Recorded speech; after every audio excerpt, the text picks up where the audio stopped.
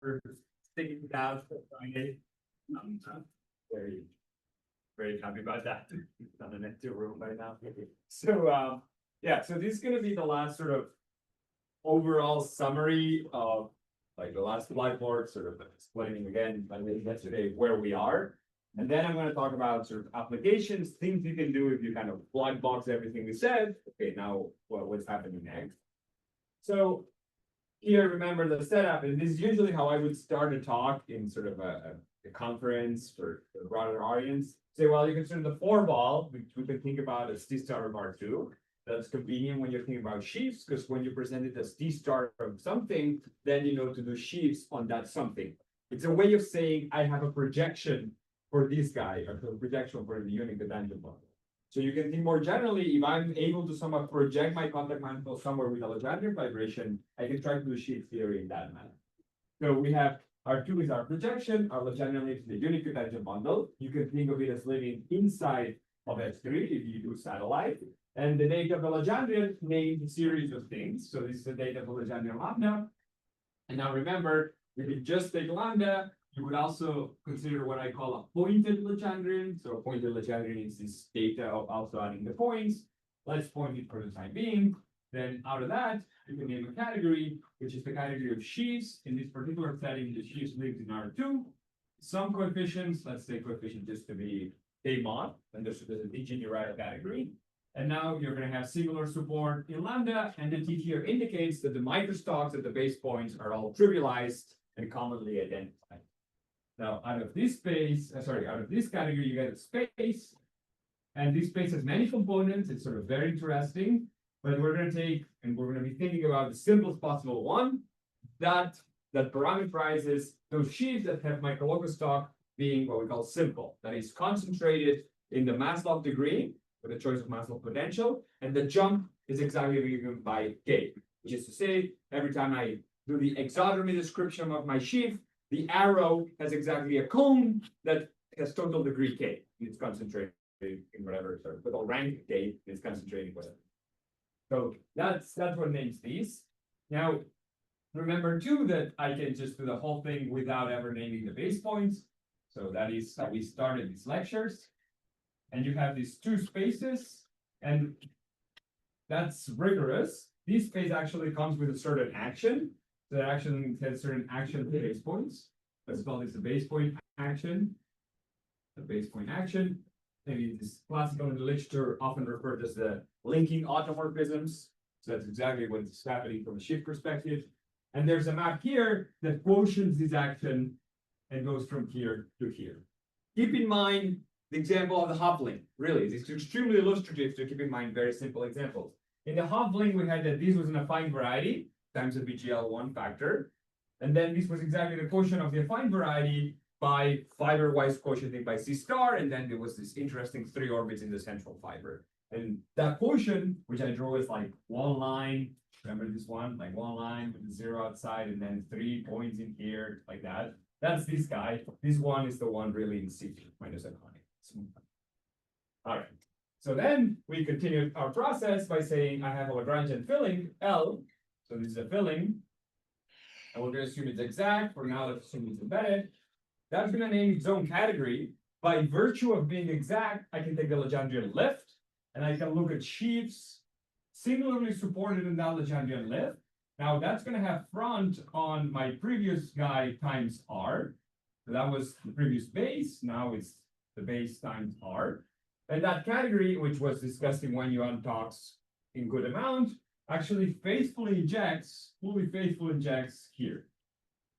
Fully faithful functoring here. So remember that essentially this was a statement about local systems in that when you have no rep cords, when you're embedded, this category really just captured local system. So think of it as being local systems on L. And so what you're getting is, again, all the hypotheses about not being obstructed. So otherwise, it will be another category, not exactly local systems. You mu sheaves, but in the cases where you have a surface, Lagrangian filling that we're discussing, this is isomorphic local system L. And so the way you think about it is every time I have lambda, every Lagrangian in here names me a big subcategory in here, that of local systems. It's really injective. Now, at the level of moduli, if we're thinking just about microlocal rank one, this will name these torus in here that now injects as an open subset. And again, this is non-canonically isomorphic to this H1 of L with C star being understood with GL1C. And so that's why we call it an open torus, because it's an algebraic torus in there. Some of you have asked me, what happens if you don't do microlocal rank 1? What happens if you do microlocal rank 2 or 3 or 4? The message is, nowhere in the literature this is discussed, but there should be a very similar story that I expect to be very beautiful, where now a Lagrangian filling doesn't give you a torus chart, it gives you a chart that looks like the character variety of that filling. What happens in higher dimensions? Same business. You're just literally going to have the character variety of some higher dimensional space, the manifold, with whatever Lie group you have. And now what's interesting is the character variety itself has a cluster structure. So now you're going to have two kinds of cluster structures, kind of the vertical one in the chart itself, and then the one given by Lagrangian dissearcher. And I really expect those to behave kind of beautiful with each other. But that's very important. But I guess from the conjectures you're going to be telling us later, at least in dimension 3, 4, that's probably not going to give us any more information. But in high dimensions, maybe, or what do you think? Yeah, so it does give you more information. It's just not so obvious how it looks like, because you might think, oh, well, local systems in 3 manifolds are a rigid kind of business. So for instance, what's happening in 3 dimensions is that these, so I mean, I'm going to tell you later in the lecture, but this is going to be an holomorphic symplectic manifold.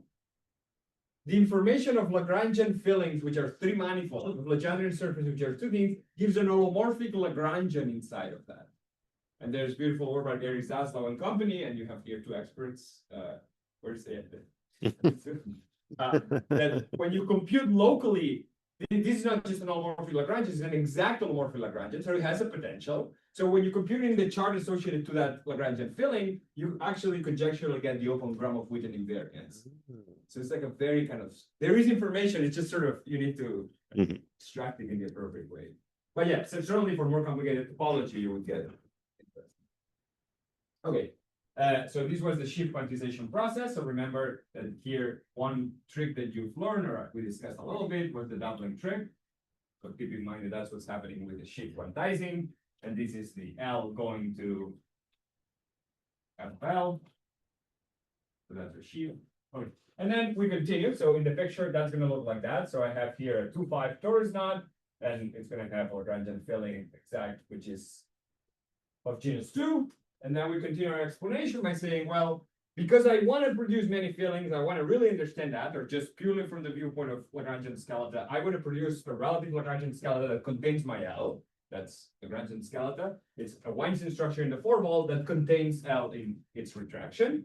I actually want to produce here this V, which are L compressing systems. This is L compressing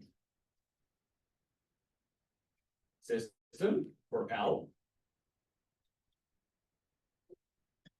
And in the picture, it's going to look like a bunch of disks. So this is going to be D1, which you think of this like that. And there's going to be another thing here, D2. They all have oriented boundaries in here. And in a way that it does span, let's assume that the homology.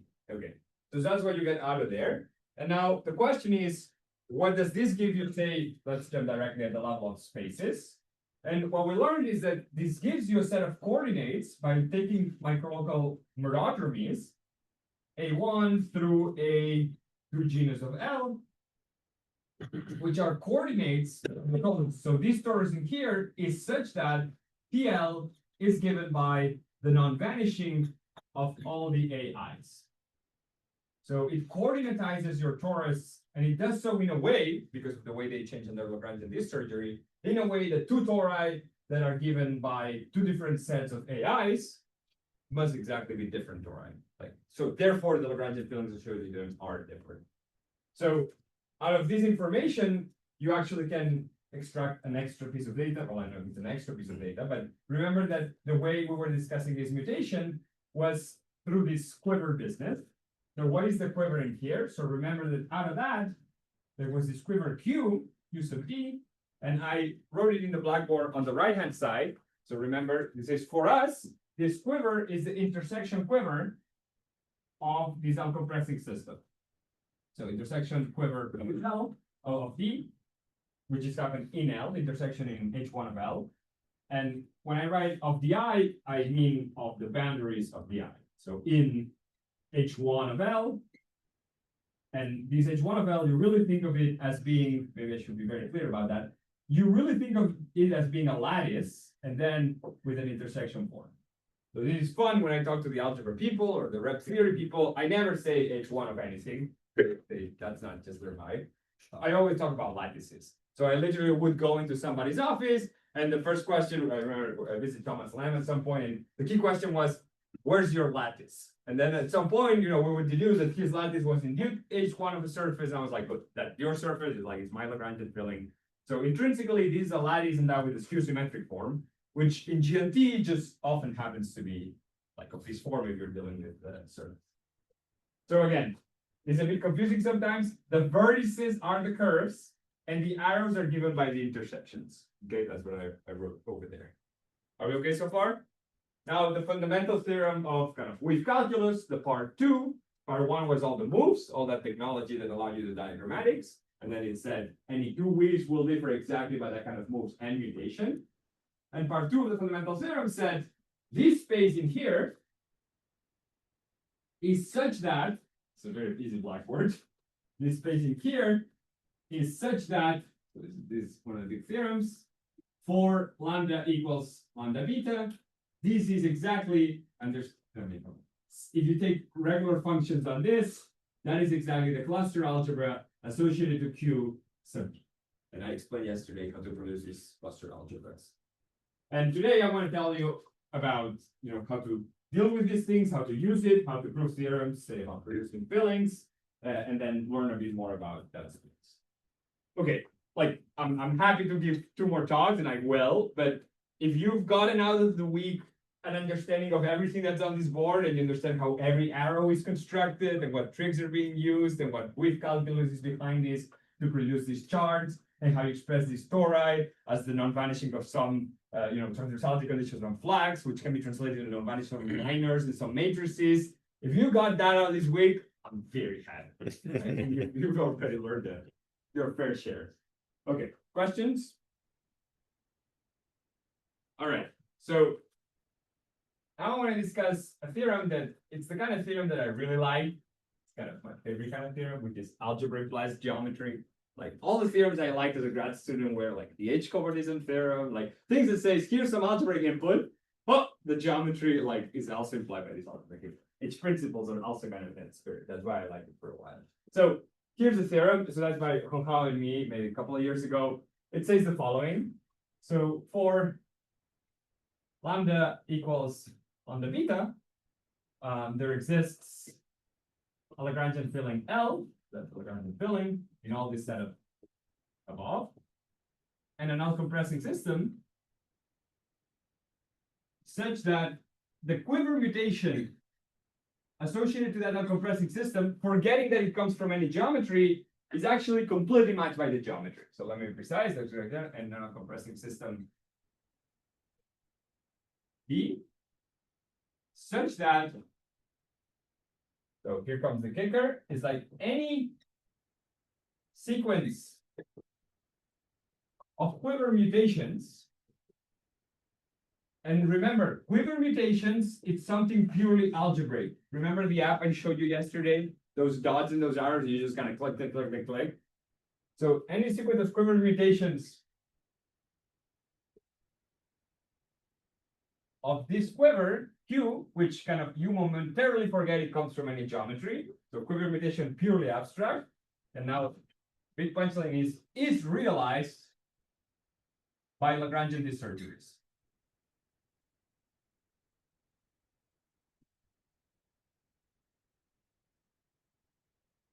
Okay, so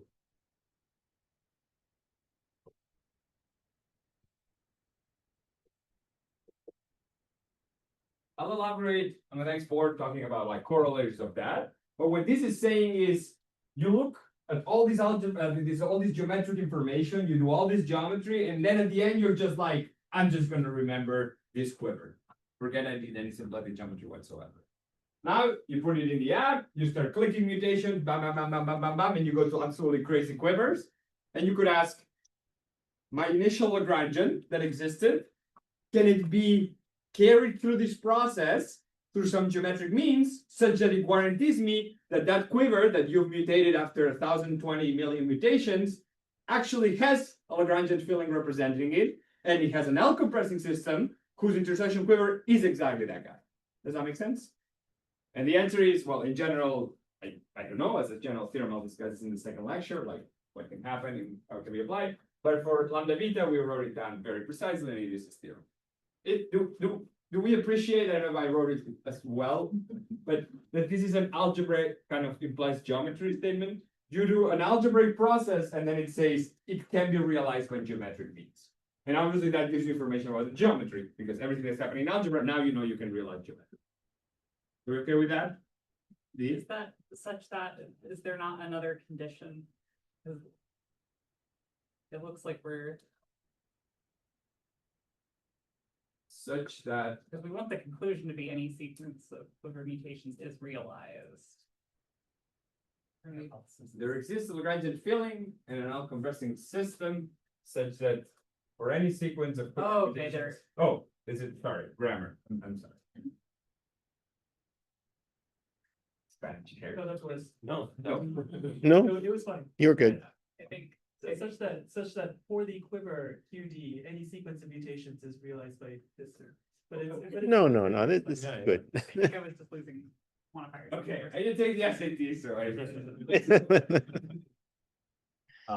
Okay, so I want to give you a sketch of the proof of these, or at least give you a sense of what kind of techniques this goes. Sketch of proof, and there is an idea in the proof that really is the new idea. In my view, like I'm very happy when I prove a theorem, and the best thing about the paper is not the statement of the theorem, rather is the idea that goes into the proof of the theorem, and that sort of shifts your focus towards studying something new.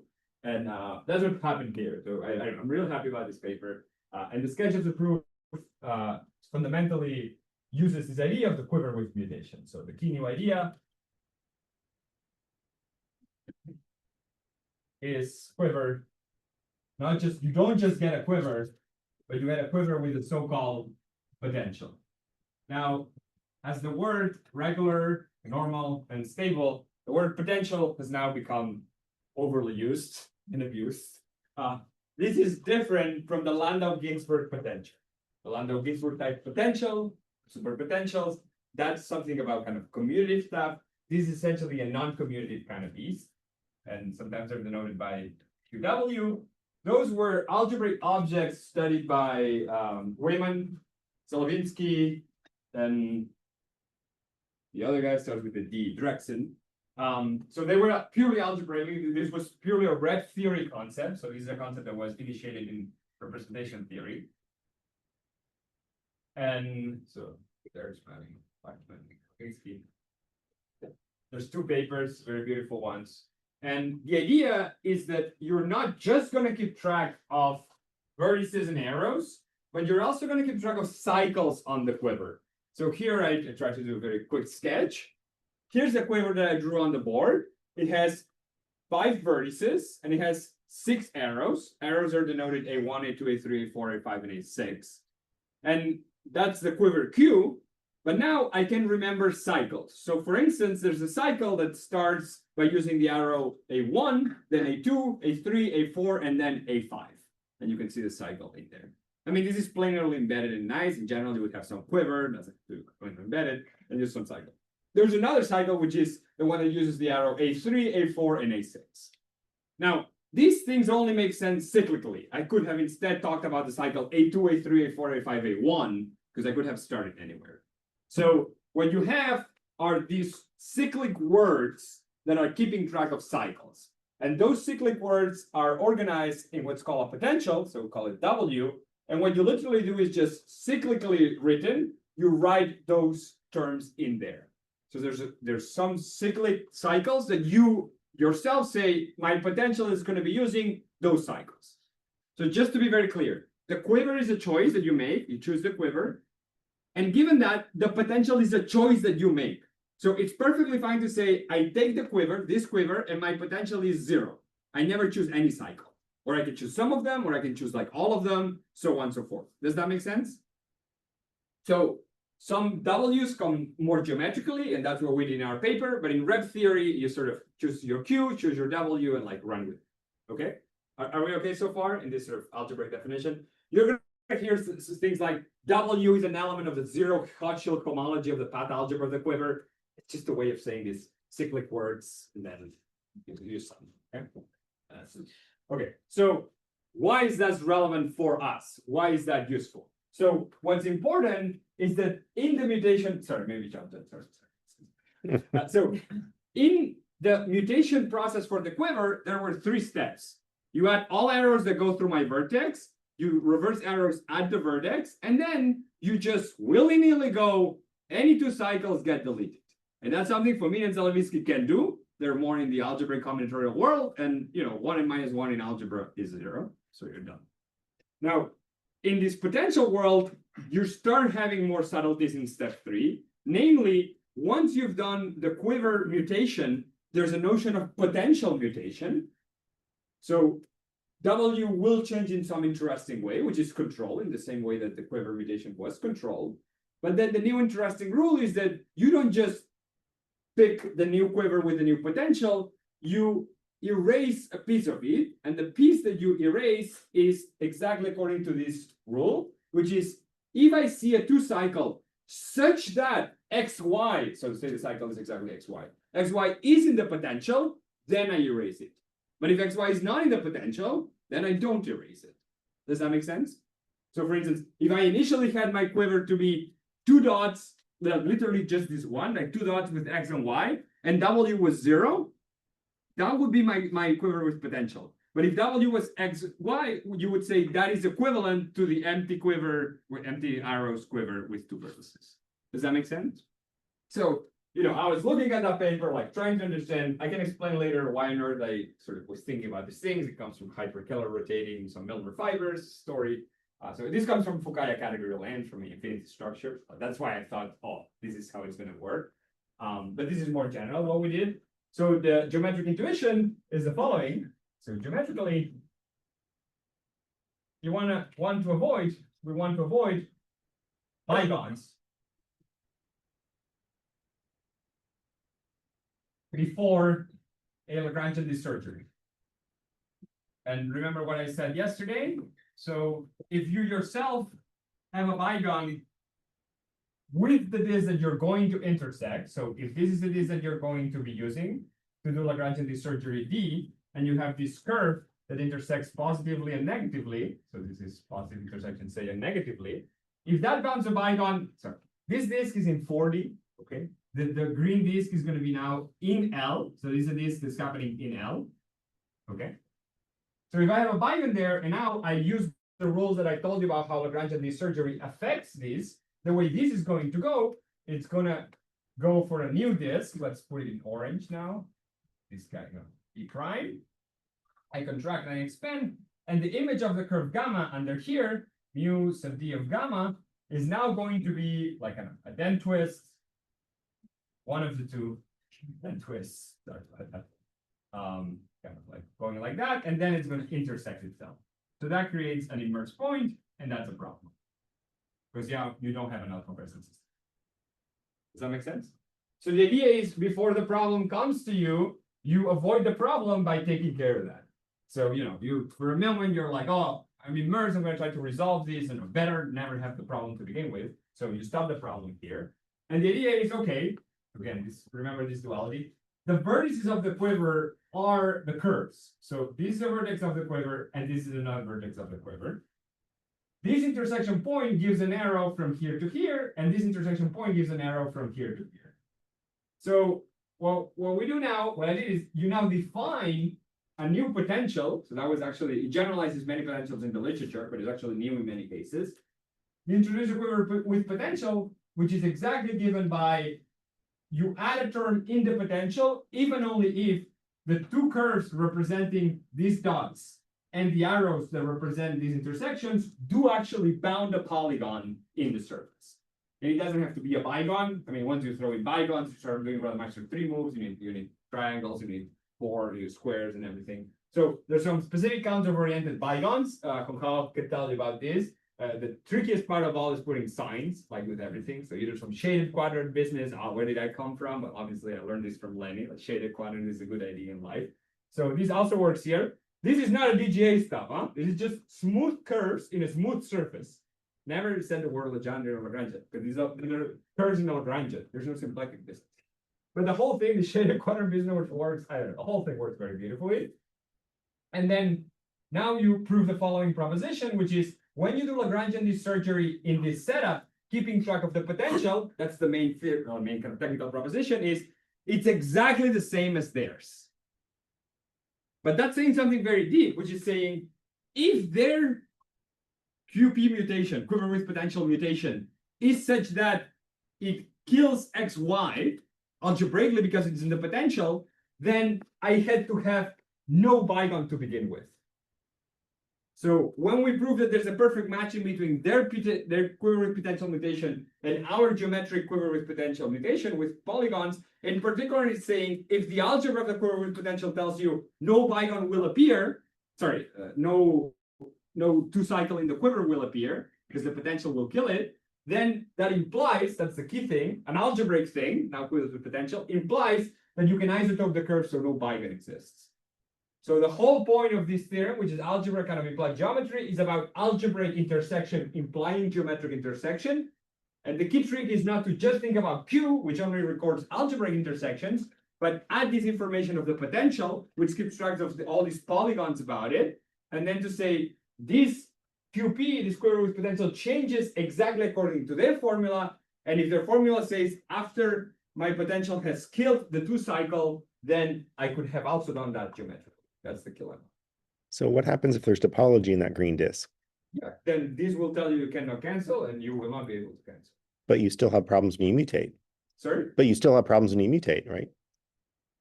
Because one's positive, one's negative, the intersections. Oh, sorry. I mean, this can absolutely happen. Mm-hmm. The statement is for this class and this specific Lagrangian this operating system, this doesn't happen. I see. Yeah, absolutely. Like you can have a function here, you could put a genus there. So in general, like what we're saying is this theory matches that theory. This geometric theory matches this algebraic theory. Or the right choice. Yeah, for the right choices. I see.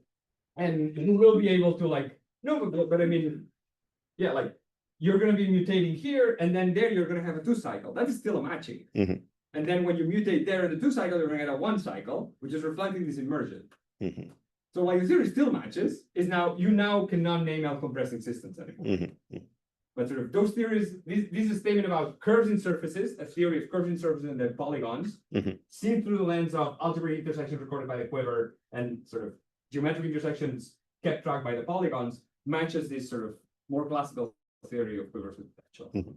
And then you use that in cases, which I think is plenty. Okay, so if I'm understanding correctly, I'm supposed to view one of these terms x, y, and the potential as being the algebraic version of a geometric thing, which is this bygone in L. Correct. What about the other terms in the potential? Should I also think of those as Pentagons. so they're just immersed regions inside of L? Yeah, absolutely. Yes. Yeah. I mean, maybe I can give a quick nugget of intuition for those of you familiar with that. The first time I was very convinced this was going to work. This is a generalization of that, but it's like you take the symplectic Miller fiber of a singularity, you look at the vanishing cycles. In the Viterbo volume, I wrote a paper explaining how you can kind of hypercolor rotate that and make a Lagrangian with Lagrangian disk, being the Lagrangian thimbles. The Foucault category of the symplectic Miller fiber with those vanishing cycles is an A infinity category. And now there's a standard sort of construction in algebra that A infinity operations can be encoded with a quiver with potential. And so that, in this case, encodes the hypercolor rotated holomorphic n-gons that contribute to the Foucault category of the Miller fiber given by those Lagrangians.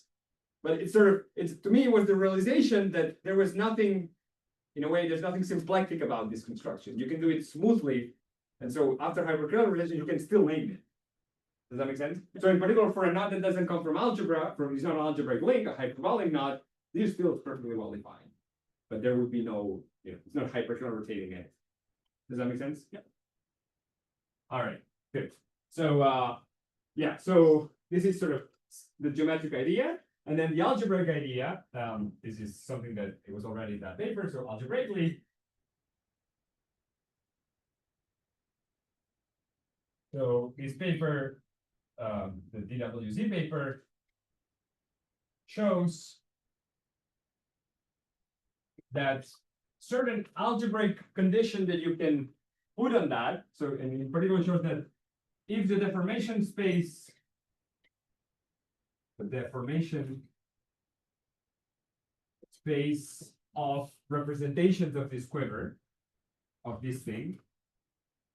If you want to learn more about it, this looks like you take the Jacobian algebra, you take the vector space spanned by the commutators in the Jacobian algebra of this quiver. There's a way in which you can take a derivative of potential, and now it's kind of mimicking singularity theory, where you take the ring modulo the derivative of the function. That's kind of the classical commutative Jacobian algebra. There's a non-commutative version of that, where you take the path algebra of Q, you quotient by the ideal generated by the derivative of W.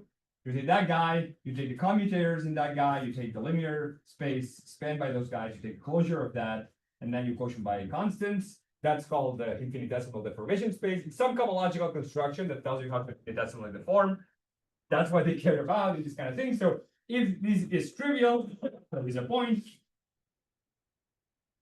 then no two cycles ever.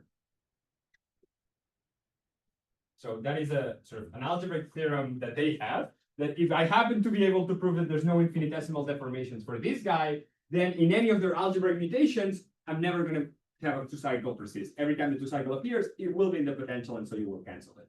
And now you use our main technical proposition that says, therefore, there will be a Huygens somewhere. So truly the algebraic, so section 2 is defining this kind of thing and proving this matching, this technical proposition saying this theory matches this theory.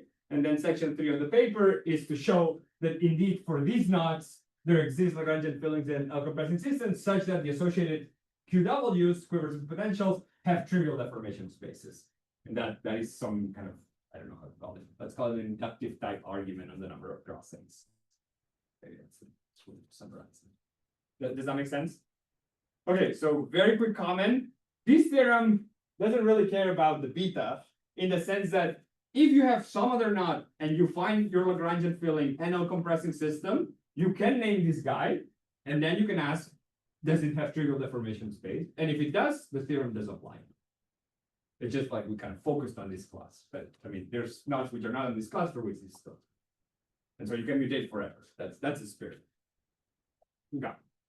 Okay, this was the most sort of technical detailed thing I wanted to say today, but hopefully it kind of illustrates to me what's also a very beautiful connection to rep theory. So you say you can mutate forever, but you don't know all those mutations will be different in general. That's absolutely correct. Yes. Yeah. Yeah. So the good thing is that then you can use the results previous of Fomin and Zelevinkis in 2000, where they gave an ADE classification. So for instance, given a quiver, you can computationally immediately tell whether it's finite or not.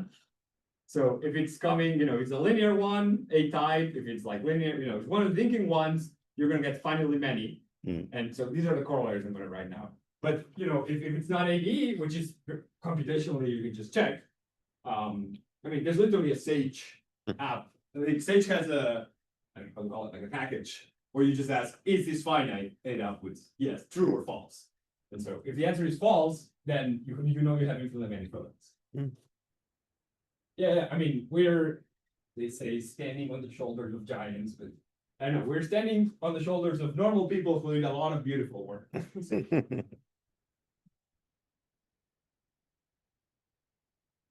Okay.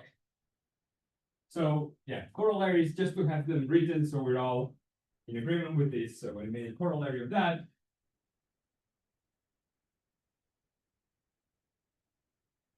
Is that for most betas,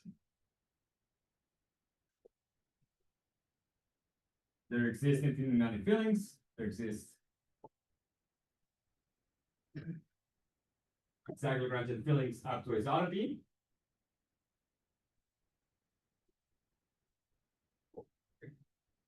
Now, I would like to say for the finite ones, really those are the only ones, but that's something we are not yet able to prove. So what would most beta be? Just to give you an example, draw your favorite beta. For instance, you could take something like, I don't know, take this guy and like to some power, say to the power 6 or something like that. And you can make simpler things, but let me give you a real life example. Like if some of you came to me and asked, is this one yes or no?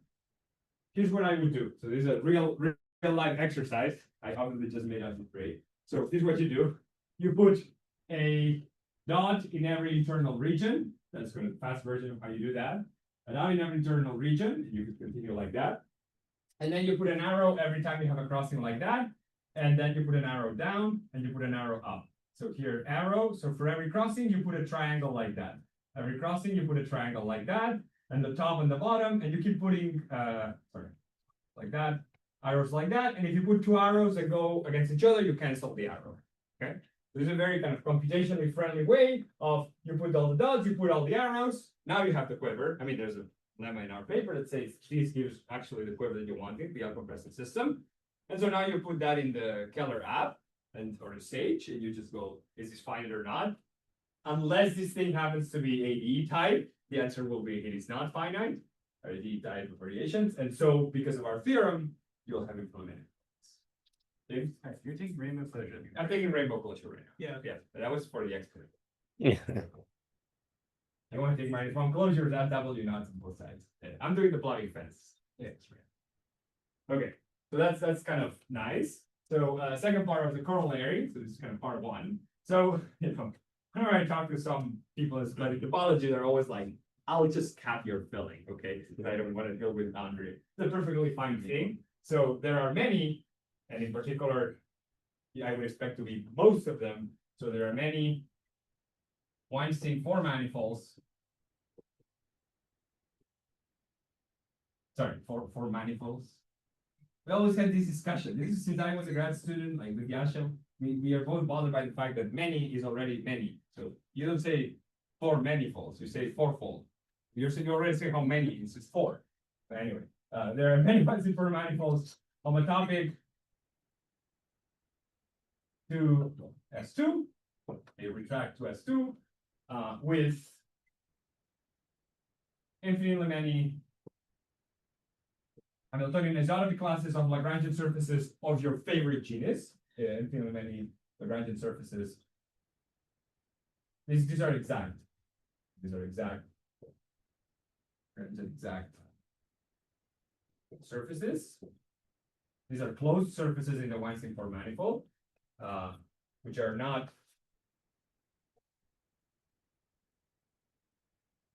a given genus G, nobody below it.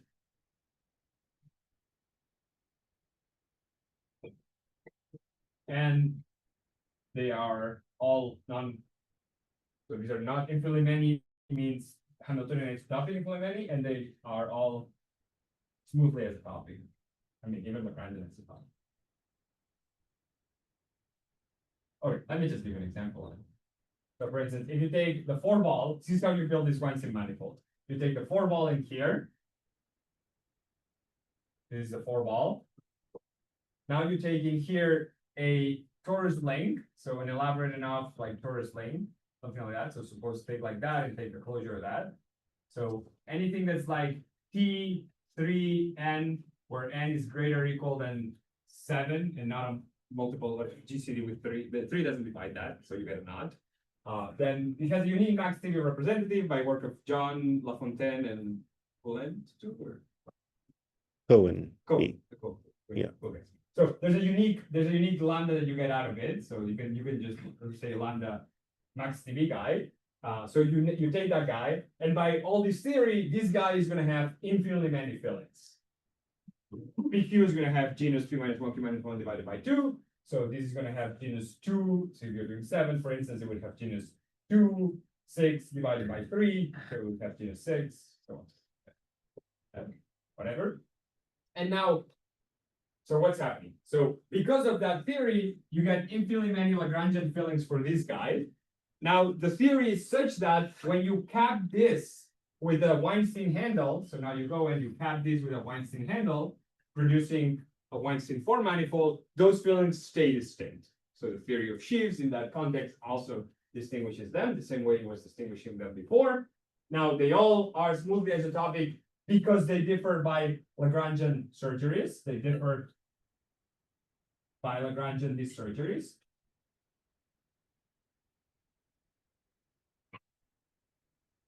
So in particular, they are considered a topic, they're smooth as a topic. And now the genus thing is just a smooth thing.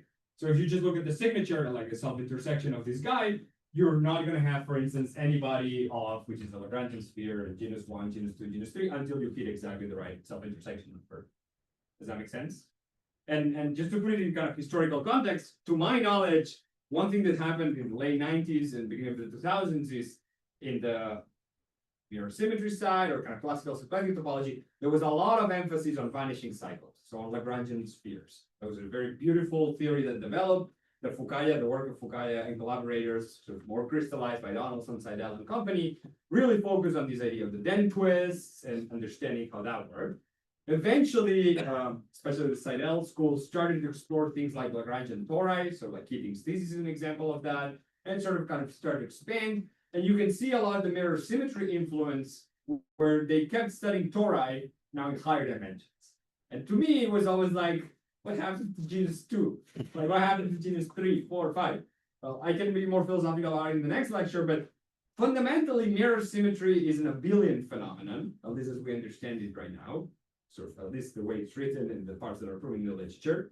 And tori are abelian, in the sense that if you take the skyscraper sheaf as a coherent sheaf in a variety, and you look at its endomorphism, you get exterior algebra because of the Casals resolution. And that exterior algebra is exactly the cohomology of the torus. So I remember when I was a postdoc at MIT, really illuminating conversation, because I went to Paul, his office, he was having his calculus office hours. There were no students, so I came in and I was like, "Can I ask a question?" He said, "Yeah." Okay.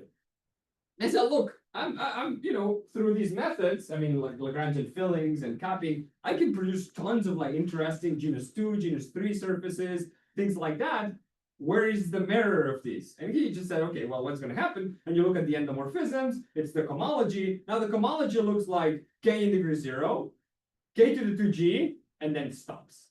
You think about it, it's like the most non-commutative thing that you should ever like commutativity asks you to take like the Casals resolution, it takes you to continue, to take the exterior algebra of that. And so the problem is, if you don't have a cohomology that looks like an exterior algebra, and one, k to the 2g does not look like that at all, then, like for a torus, it will be k squared, k, right? If you count the torus. And that is an exterior algebra. But for k to the 2g, it would be k to the 2g, and now like 2g choose 2, 2g choose 3, and you're just sort of completely chopping that up in this theory. And from the viewpoint of kind of sheaf theory and everything, this looks like a very, very odd kind of scheme. It's like points that have extremely interesting deformations. And it's something that doesn't register, or we don't fully understand it yet. So just to sort of confirm that it wasn't sort of a historical bug that they just kind of missed that. The technology that they use for spheres, for tori, and then through mirror symmetry really is not there when it comes to like higher genus. Because what a mirror symmetry thing will do to a higher genus is it will exchange genus by dimension. Oh, when have you seen that or learned that? Exactly for the torus chart. The torus chart goes from a genus G Lagrangian filling to a torus, which is C star to the 2G. So that's what mirror symmetry does for you. That augmentation variety is kind of the mirror of your Legendre knot. But it's not able to capture the G. It's only able to tell you, exchange the genus by the dimensions. I mean, captures the G as a number. It doesn't capture the genus. So does that make sense? Sorry if this was too philosophical. It's a good, really important point. Happy so far? Okay, so we are 15 minutes left. So now I just want to give you a little sample of some results that are connecting to the theory of cluster algebras that are useful. I'll do a very, very quick sample. And then Paul Hao, his recitation, will elaborate a lot on the Legendre loop stuff. So there's other ways to build infinite many fillings. Historically, Paul Hao and I first built them in a different way. And Paul Hao will tell you about that story. And I just want to mention some things that maybe are not obvious if you don't know the theory of cluster algebras, but they come very handy for symplectic topology. So here are a bunch of applications, so some sample applications of this connection. So the relation between cluster algebras and symplectic geometry, as explained.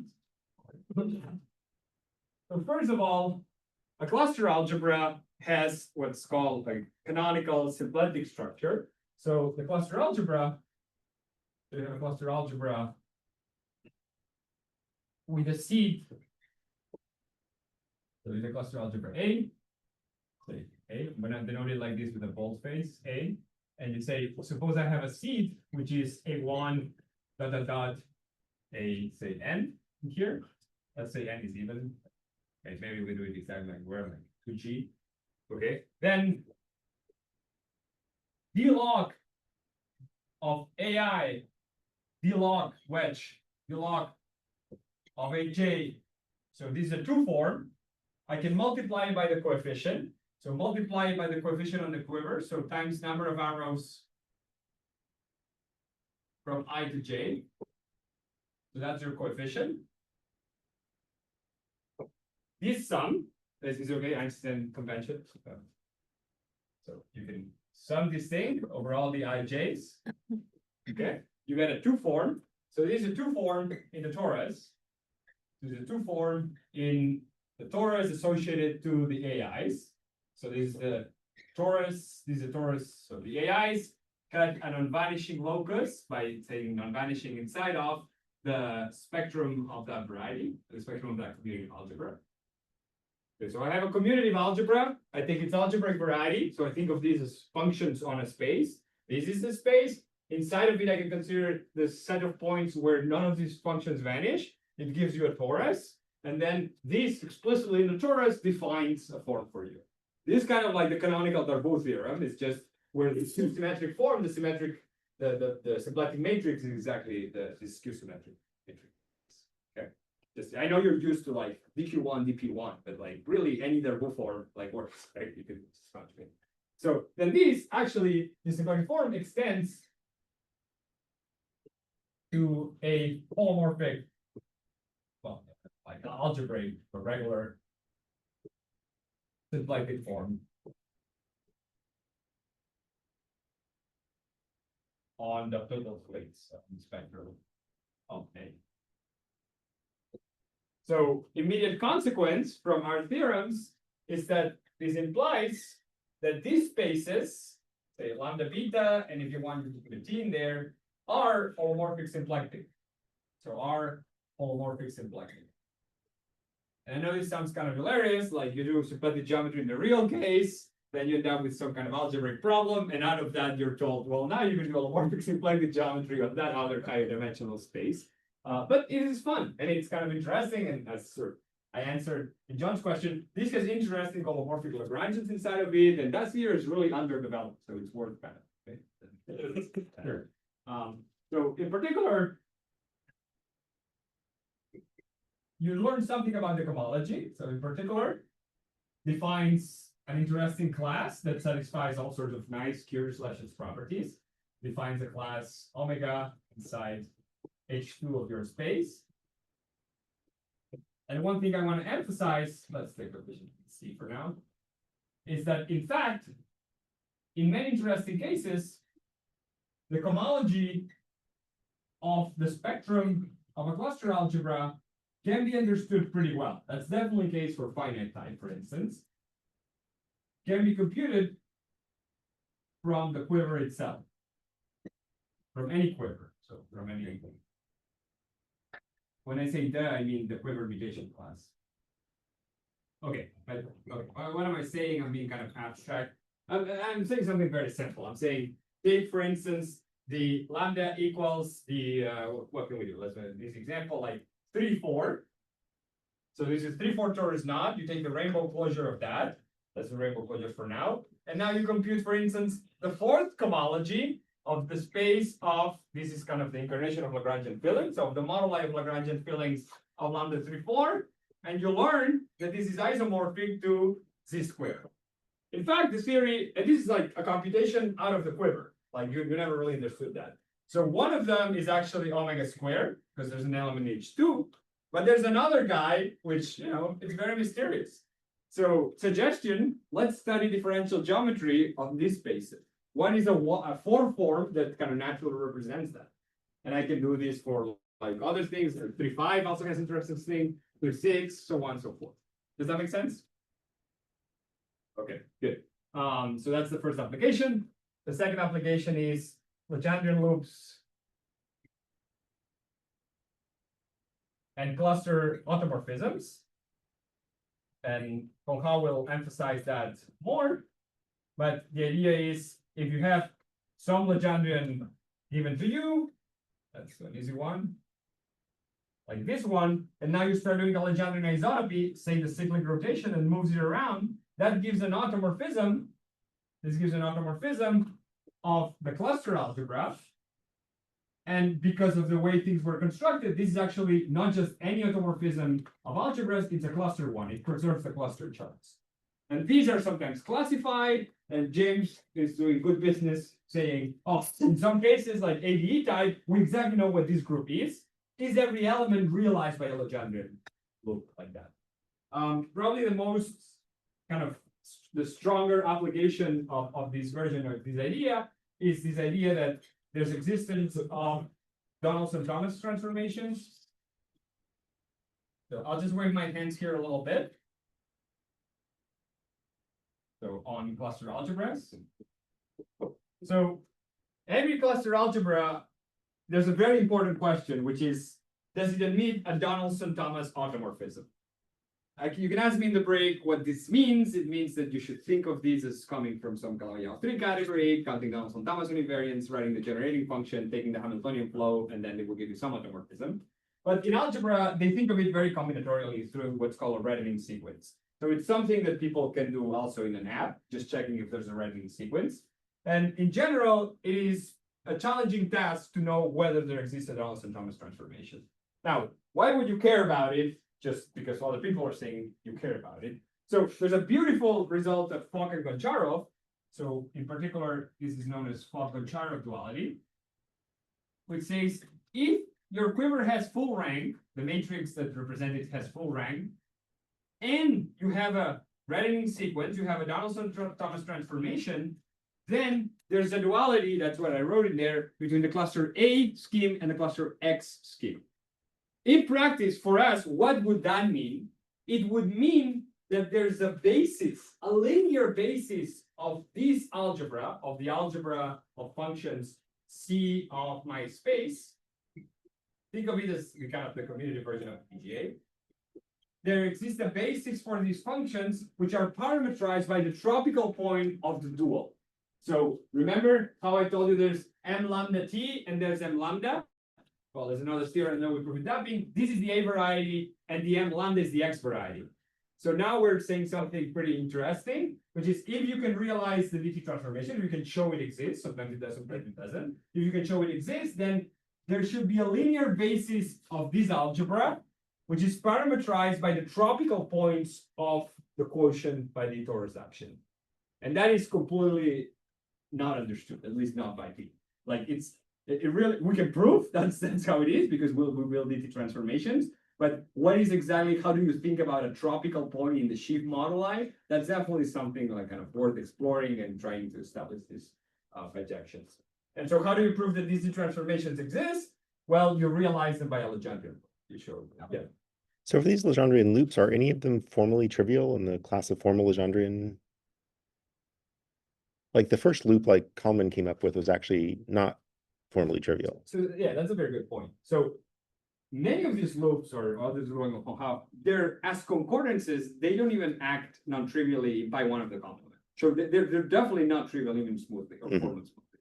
So the point is when you cap them with a Lagrangian filling, once you concatenate, they become formally, in particular smoothly, trivial. So the short answer is as a loop itself, it's not, but when you let it act, and when you act in a variety like that, it's the action that it has on the fillings, then it is trivial. Right, in that sense. So there's another result that was sort of in 2016, Moore and Spire defined something called the Moore-Spire twist, which was a very combinatorial definition to do with positroids.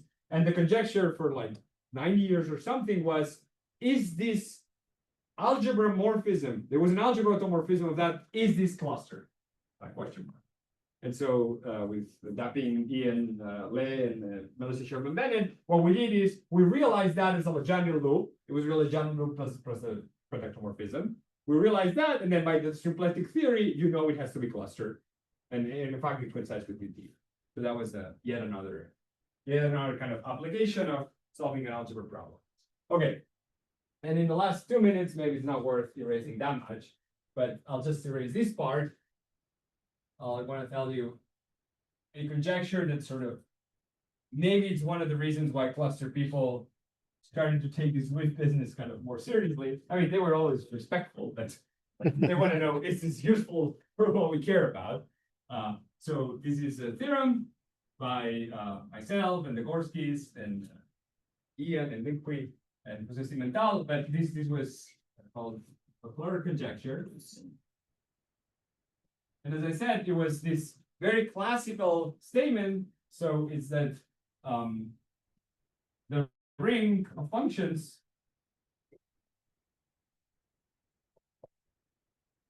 of the Richardson variety, that's the Richardson variety UV inside of the, let's just take inside of the flag variety, is a cluster algebra.